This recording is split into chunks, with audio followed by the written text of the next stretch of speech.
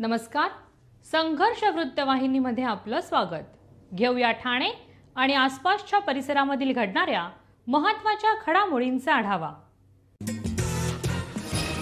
उपमुख्यमंत्री एकनाथ शिंदे यांच्या संकल्पनेनुसार ठाणे महानगरपालिकेने 3 आणि 4 जून रोजी संपूर्ण घोडबंदर रस्त्यावरती सर्वकष स्वच्छता मोहीम हाती घेतली आहे. मुख्य रस्ता, सेवा रस्ता, दुभाजक चौक अशा ठिकाणी ही मोहीम राबवण्यात येत आहे. मंगळवारी सकाळी या मोहिमेस सुरुवात झाली. बुधवारी सकाळी ही मोहीम सुरू राहणार आहे.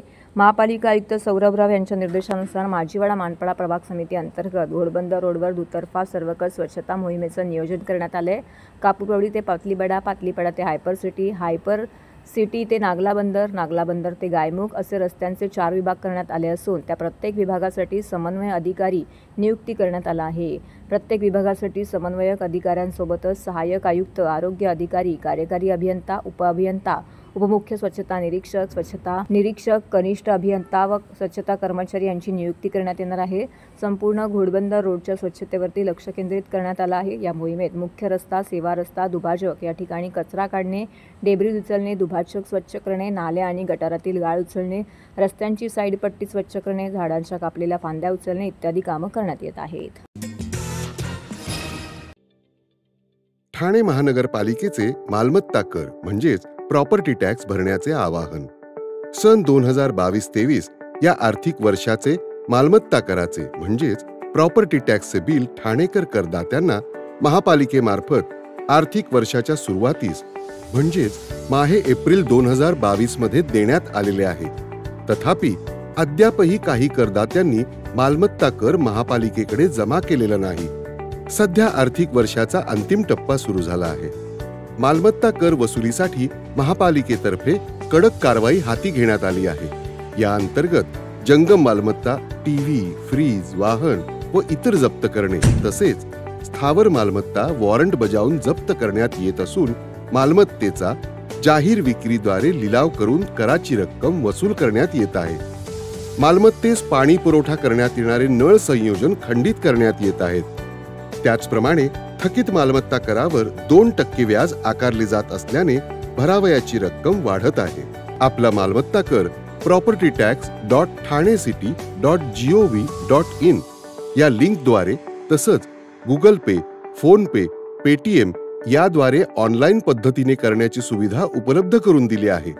शनिवार, रविवार व सार्वजनिक सुट्टीच्या दिवशी नागरिकांना मालमत्ता कर भरणे सोयीचे व्हावे याकरता महापालिकेचे मालमत्ता कर संलग्न कार्यालय या दिवशी कार्यान्वित ठेवण्यात आलेले आहे. तरी मालमत्ता कर वसुलीची अप्रिय कारवाई टाळण्याच्या दृष्टिकोनातून मालमत्ता कर भरून महापालिकेस सहकार्य करावे. धन्यवाद. टेमघर जलशुद्धीकरण केंद्रात अत्यावश्यक देखभालीची कामं करण्यात येणार असून या कामासाठी बुधवारी ठाणे शहराच्या काही भागाचा पाणी पुरवठा बंद राहणार आहे. पुढील 1 ते 2 दिवस कमी दाबाने पाणी पुरवठा होणार आहे. ठाणे महानगरपालिकेच्या स्वतःच्या पाणीपुरवठा योजनेतील टेमघर जलशुद्धीकरण केंद्रातील उच्चदाब उपकेंद्रातील पावसाळ्यापूर्वीची अत्यावश्यक देखभाल, कंट्रोल पॅनलची दुरुस्ती, ट्रान्सफॉर्मर, ऑइल फिल्टरेशन अशी कामं होती ती घेण्यात येणार आहेत. या कामासाठी बुधवार 4 जून रोजी सकाळी 9 ते रात्री 9 या वेळेमध्ये 12 तासांसाठी पाणीपुरवठा बंद राहणार आहे. परिणामी या कालावधीतील Ghodbunder road, Vartaknagar, Ritu park, jail, Gandhinagar, Rustomjee, Siddhachal, Samtanagar, Siddheshwar, Eternity, Johnson आणि कळव्याचा काही भाग येथे 12 तासासाठी पाणीपुरवठा पूर्णपणे बंद राहणार आहे. या भागामध्ये स्टेम प्राधिकरणामार्फत होणारा पाणी पुरवठा विभागावरती पद्धतीने सुरू ठेवण्यात येणार आहे. दरम्यान या बंदनंतर पाणीपुरवठा पूर्वपदावरती येईपर्यंत पुढील 1 ते 2 दिवस कमी दाबाने पाणी येण्याची शक्यता आहे. तरी नागरिकांनी पाण्याचा योग्य तो साठा करून ठेवून पाण्याचा अपव्यय करू नये असं आवाहन ठाणे महानगरपालिकेने केलं आहे. दहीहंडीचा सण जवळ येऊन ठेपला असून ठाण्यातील गोविंदांचा उत्साह आता वाढला आहे.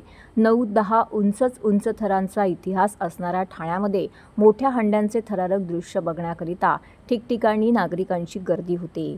या दहीहंडी उत्सवाची चाहूल लागताच गोविंद पथकांनी सरावाला सुरुवात केली आहे. ठाण्यातील पाचपाकाडी येथील ठाण्याचा राजा गोविंदा पथकाने 1 जूनपासून सरावाचा नारळ फोडला आहे. ठाण्याचा राजा गोविंदा पथकाचा हा सराव पाहण्यासाठी ठाणेकरांनी एकच गर्दी केली होती. ठाण्याचा राजा हा नामांकित गोविंदा पथक असून मोठ्या हंड्या फोडणाऱ्यांमध्ये सहभाग घेत असतो. या हंड्यांच्या सराव दरम्यान कुठल्याही गोविंदाला पडून दुखापत होऊ नये यासाठी योग्य ते प्रशिक्षण देण्याचं काम सुरू केलं आहे. योग्य मनोरे, नवीन सहभागी खेळाडू इतर सर्वांसाठी योग्य प्रशिक्षण देण्यासाठी सुरू झालेलं आहे. तसेच सर्व गोविंदांची सुरक्षितता मनावर घेतली असून प्रशिक्षणाच्या ठिकाणी सेफ्टी मॅटचा वापर करण्यात येणार आहे. आपण पाहू शकता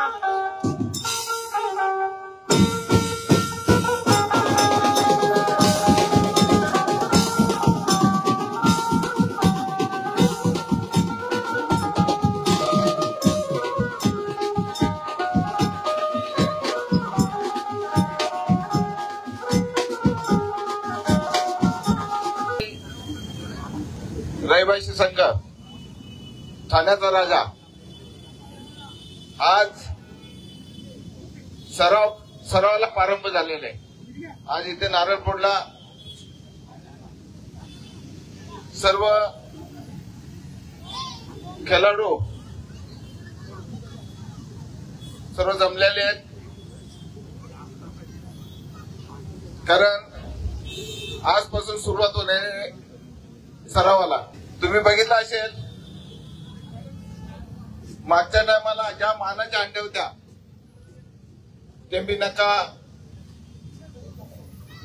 मनशीची अंडी होती, अनेक ठिकाणी अंड्या होत्या. त्या अंड्या त्या ठाण्याच्या राजाने चांगल्या पद्धतीने फोडलेल्या मानाने तरी फोडलेल्या आहेत. मी सर्व जेवढे खेळाडू आपले जमलेले आहेत खरोखर त्यांचा मला अभिमान आहे. कारण ज्या टायमाला कैलासाची तुकाराम वाडकर ज्यांनी गोविंदा चालू केला त्या टायमाला ठाण्यामधला हा एकच गोविंदा होता, एक मोठा चांगल्या पद्धती. आमच्या कोमल देशमुख सांगितला आमच्या ठाण्याच्या राजाचा नाश करायचा नाही. खरोखर 7 आणि 8 तर येजीमाच्या नावाला सुरुवात केली आमच्या राजाने. कारण ज्या पद्धतीत आपले सर्व मुलं काम करतात आणि त्यांच्या पाठीमागे कोणतरी असतो, त्या मुलांना घेऊन जायचा, त्या एखाद्या म्हणजे थोड्या दिवसात आता दही अंडीचा कार्यक्रम म्हणजे लवकर त्याची वाट बघतात. आमचा तो एक मोठा सण आहे असतो आमचा. सर्व कार्यकर्ते एवढ्या जोराने काम करतात का या मंडळ म्हणजे ठाण्याचा राजा बोलला तर हौशीने सर्वजण आले. आता बघा ना किती मुलं एकदा या गोविंदा पथकामध्ये आलेले आहेत आणि कोणालाही दुखापत मागच्या टायमाला झाली नाही, कोणाच्याही मार लागला नाही. चांगल्या पद्धतीने चांगल्या शिस्तबद्ध नियमाने चांगल्या पद्धतीने दही अंड्या फोडल्या, मानाच्या दही अंड्या फोडल्या. मी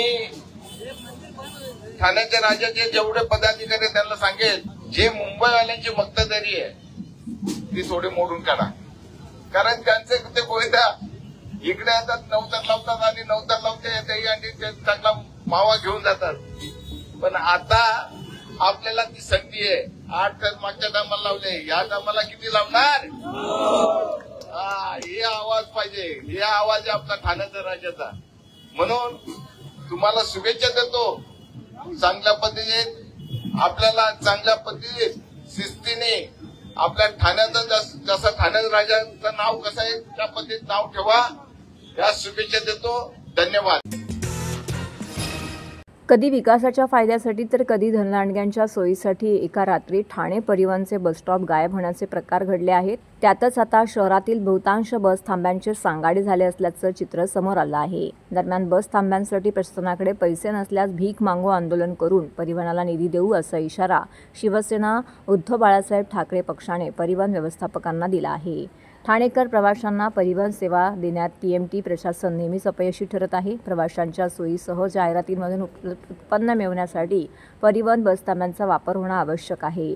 मात्र रस्ता रुंदीकरण, पदपथ नूतनीकरण, बसस्टॉपच्या तक्रारी, अतिक्रमण कारवाई, दुकानदार, हॉटेल्स, नव्याने उभी राहणारी गृहसंकुलने आणि राजकीय दबावांमुळे TMTचे बसथांबे आता नाहीसे झालेले आहेत.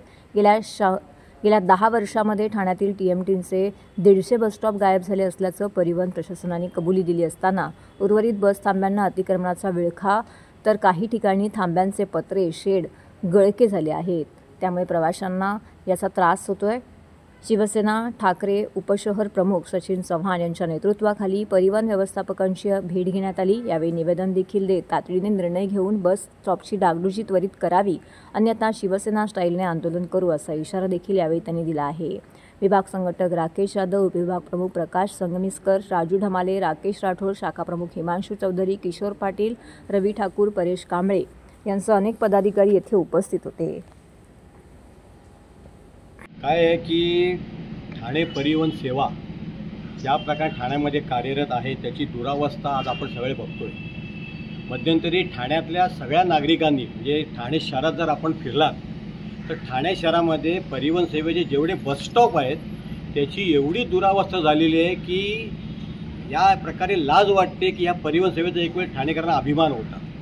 आज काही ठिकाणी तर बसस्टॉप गायब झालेले आहेत. आज ज्या टायमाला व्यवस्थापकीय बेरे साहेब यांना जर निवेदन दिलं तर त्यांनीसुद्धा मान्य केले की जवळजवळ 150 बसस्टॉप आमचे गायब झालेले. आता बसस्टॉप गायब झाल्यानंतर पावसाळ्याचे दिवस सुरू झाल्यानंतर परिवहननी पहिली तातडीची उपाययोजना करायला पाहिजे. आज तुम्ही सिडकोपासून जर पूर्ण आम्ही सर्वे केला, सिडको असेल, रमाबाई चौक असेल, क्रांतीनगर असेल, पोस्ट ऑफिस असेल, जांभळी नाका असेल, शिवाजी मैदान असेल, मनोरपाडा असेल, उतळसर असेल, आंबेडकर रोड असेल, या ठिकाणची बस स्टॉपची जी दुरावस्था झालेली आहे नागरिकांनी त्यांना अजिबात लाभ घेता येत नाही. काही बसस्टॉपमध्ये गंजलेले गळत आहेत, लोकांना बसायला जागा नाही, काही ठिकाणी कचऱ्याचे ढीग आहेत. मी तुम्हाला एक फोटो दाखवतो. हा कुठला बसस्टॉप आहे की ज्याच्यावरती लोकांनी कपडे वाळत घातलेले आहेत. या बसस्टॉपचा नागरिकांनी कसा लाभ घ्यायचा, कसं उभं राहायचं. आज सिडको रोड जो कांती म्हणजे किसन लक्ष्मण कोळी मार्ग आहे या ठिकाणचा बसस्टॉपच गायब झालेला आहे. ज्या ठिकाणी हेवी ट्रॅफिक आहे, NMMTच्या बस आहेत, TMTच्या बसेस आहेत, रिक्षा आहेत, तिथे लोकांना उभं राहायला जागा नाही.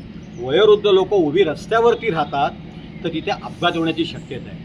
आज बेरे साहेबांनी असं सांगितलं की हे BOTवर दिलं होतं, मग कॉन्ट्रॅक्टरनी आमच्या अगेन्स्ट गुन्हा दाखल केलेला आहे, आम्ही त्याच्या अगेन्स्ट गुन्हा दाखल केलेला आहे. ह्या सगळ्या गडबडीमध्ये सर्वसामान्य नागरिक की ज्याला या बसचा लाभ मिळावा, स्टॉपचा लाभ मिळावा, तो याच्यात भरडला जातो. आज ते म्हणाले निधी नाही आहे, मग एवढा पगार इन्कम एवढा आहे, खर्च एवढा होतोय. त्यांना आम्ही विनंती केलेली आहे की साहेब तुम्ही हा दौरा करा, अन्यथा खरंच जर परिवहनकडे पैसे नसतील तर परिवहनचे जेवढे स्टॉप आहेत त्याची दुरावस्था झालेली आहे तिथे शिवसेना उद्धव बाळासाहेब ठाकरे पक्षाच्या वतीने सन्माननीय शिवसेना नेते माजी खासदार राजन विचारे साहेबांच्या मार्गदर्शनाखाली आमचा प्रत्येक कार्यकर्ता स्टॉपवरती भीक मागो आंदोलन करेल, तो निधी जमा करेल आणि तो निधी परिवहन व्यवस्थापनाला देईल, जेणेकरून हे बसस्टॉप सगळे सुस्थीत व्हावेत, त्याची डागडुजी व्हावी आणि खऱ्या अर्थाने लोकांना त्या बसस्टॉपचा लाभ घेता यावा. धर्मवीर आनंद दिघे साहेबांचं ठाण्यामध्ये खूप स्वप्न होते. हा त्यांचाच स्वप्नातला एक भाग होता परिवहन सेवा. ज्या टायमाला परिवहन सेवा सुरू झाली तेव्हा दिघे साहेबांचं स्वप्न साकार झालं होतं. बाळासाहेबांना अभिमान वाटत होता आणि ठाणेकरांना अभिमान वाटत होता. आज दिघे साहेबांच्या पश्चामध्ये परिवहन सेवेची जी काही दुरावस्था झालेली आहे किंवा परिवहन सेवाच डबघाईस गेलेली आहे, हे खऱ्या अर्थाने दिघे साहेबांचे अश्रू ढाळत असतील, दिघे साहेब इकडनं कुठनं बघत असतील तर त्यांना वाईट वाटत असेल. आम्ही फक्त या अनुषंगाने दिघे साहेबांची जाहीर माफी मागतो की तुमच्या पश्चामध्ये परिवहन सेवा अबाधित ठेवता आली नाही. त्याचा आता छोटासा प्रयत्न आम्ही करू आणि निधी उभा करून परिवहन सेवेला तो सुपूर्द करण्याचा आमचा प्रयत्न आहे. मागील 6 महिने बंद असलेली टोईंग सेवा, CC कॅमेरे आणि इतर सर्व सोयीसुविधांसह पुन्हा एकदा सुरू करण्यात येणार आहे. नो पार्किंगमध्ये आणि रस्त्यावर उभ्या असलेल्या दुचाकी उचलण्यात येणार असल्याने गाडी चालक आणि टोईंग कर्मचाऱ्यांमध्ये पुन्हा वादाच्या ठिणग्या पडत असल्याचं चित्र जागोजागी दिसण्याची शक्यता व्यक्त होत आहे. सामाजिक कार्यकर्ते अजय जया यांनी वाहतूक विभागाने सुरू केलेली टोईंग सेवेच्या त्रुटीविरोधात तक्रार केली होती. तसेच टोईंग निविदा प्रक्रियेबाबत शंका देखील उपस्थित केली होती. त्यामुळे मागील 6 महिने टोईंग सेवा बंद ठेवण्यात आली होती. उद्यापासून पुन्हा एकदा ही सेवा सुरू करण्याचा निर्णय वाहतूक विभागाने घेतला आहे. टोईंग वाहनावरील चालकांचा वाहन परवाना त्रिसदस्य समिती तपासणार आहे. तसेच टोईंग विरोधातील तक्रारीची चौकशी ही समिती करेल. त्यामध्ये कोणी दोषी आढळला तर निविदा रद्द करण्यात येईल असं देखील उपायुक्त सिरसाट यांनी सांगितलंय. CCTV कॅमेऱ्यामधील चित्रण किमान 10 दिवस ठेवण्यात येणार आहे. त्याची लिंक वाहतूक शाखेच्या नियंत्रण कक्षात दिली जाणार आहे असं देखील सिरसाट यांनी सांगितलंय. टोईंग सेवा सुरू झाल्याने पुन्हा एकदा रस्त्यावर वाहन चालक आणि गाड्या उचलणारे कर्मचारी यांच्यातील वाद पाहायला मिळणार आहे. यामुळे वाहतूक पोलिसांनी कर्मचाऱ्यांना योग्य ते प्रशिक्षण द्यावे अशी मागणी केली जात आहे. दरम्यान अजय जया यांनी संपर्क साधला असता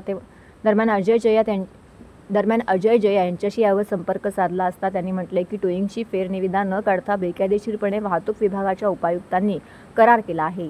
त्याचा त्यांना अधिकार नाही. मागील ठेकेदारालाच हे काम पुन्हा देण्यात आलं आहे. त्यांनी जे सांगितलं आहे त्याची आम्ही पडताळणी करणार आहोत. तसेच फेरनिविदा न काढता त्याच ठेकेदाराला काम दिल्याबद्दल आयुक्त, सहाय्यक आयुक्त आणि राज्य सरकारकडे तक्रार केली असून त्यांनी योग्य ती कारवाई केली नाही तर न्यायालयात याचिका दाखल करणार असं अजय जया यांनी स्पष्ट केलं आहे. करतायत पण ते आम्ही चालू होऊ देणार नाहीये. 10 दिवसाचा मी अल्टिमेटम त्यांना आज देतोय. 10 दिवसात त्यांनी ज्या ज्या त्रुटी म्हणजे चेंजेस केलेले आहेत ते आम्हाला दाखवावं. त्याच्यामध्ये आम्ही त्यांना ऑन डिबेट लाईव्ह याच्यामध्ये पत्रकार परिषद घेऊन आम्ही ते किती खोटे आहेत हे आम्ही सांगणार आहेत. कारण प्रत्येक विषयावरती त्यांनी खोटं माहिती दिलेली आहे. ठीक आहे. आणि खोटं माहिती देत असताना त्यांनी असं म्हटलेलं आहे की आम्ही याच्यामध्ये हे चेंजेस केलेत, ते चेंजेस केलेले आहेत. पहिला तर एक त्यांनी आता काल आम्ही एक व्हिडिओ बघितला त्याच्यामध्ये त्यांनी CCTV कॅमेरा लावलाय असं म्हटलेलं आहे. CCTV कॅमेरा पहिला पण प्रावधान होतं त्याच्यामध्ये त्या ठिकाणी जे CCTV कॅमेरा होतं त्याच्यामध्ये आजूबाजूला पूर्ण टोईंग व्हॅनचे पोरं आमच्या आजूबाजूला उभे आहेत. त्यांची पण प्रतिक्रिया त्यांना द्यायचं असेल तर त्यांनी पण द्यावं. पण आता आम्ही हे DCP कार्यालयासमोर DCP हा भ्रष्ट आहे याचं मी क्लिअर तुम्हाला आज सांगतोय. कारण त्याच्यामध्ये ज्या गोष्टी आम्ही त्यांना माहिती दिली होती की या विषयावरती ज्या ज्या चेंजेस करायला पाहिजे होतं त्या चेंजेस त्यांनी केलेले नाहीयेत. आणि प्रामुख्याने मी त्यांना म्हणतोय की बाबा तुम्ही जे चेंजेस केलेले आहेत ना ते काही जे भ्रष्टाचार थांबवण्याचा त्याच्यामध्ये काही फायदा होणार नाहीये. कारण असं आहे की त्याच्यामध्ये जे त्यांनी कॅमेरा बसवलेले आहेत ते कॅमेरा अशा पद्धतीने लावलेले आहेत की गाडी उचलल्यानंतर ते दिसणार. कुठून उचलतात हे दिसणार नाही आपल्याला. आणि 10 दिवसाचा आहे. माहिती अधिकार टाकल्यानंतर 10 दिवसाचा व्हिडिओ तुम्हाला काय त्याच्यामध्ये भेटणार नाही.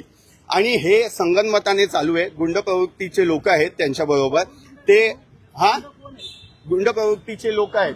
तुम्ही कोण आहेत? मी माझं बाईट देतोय. तुम्ही कशाला आले तिथे? पोलीस इथे तुम्ही कोण आहेत? कोण आहेत? मी माहिती देतो. मी धमकी दाखवू तू माझ्यावरती बोल. नाही तू कशाला इथे आलाय? तू कशाला? अरे मी बोलतोय माझ्याकडे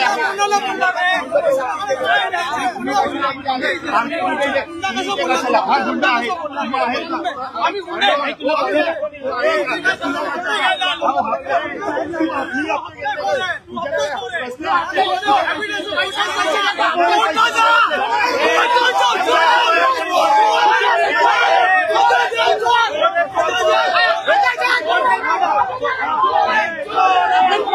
आले त्यावेळेस सकाळी तुम्ही आले त्यावेळेस सगळ्यांसाठी ट्रेनिंग करण्यात आलं होतं. या ठिकाणी येऊन धिंगाणा घालायचा विषय चाललाय त्याच्याबद्दल आता मी काही बोलणार नाही. जे काय असतील त्यांना वाटतं मी गुंड आहे किंवा काय असेल त्यांनी पुरावे दाखवावं.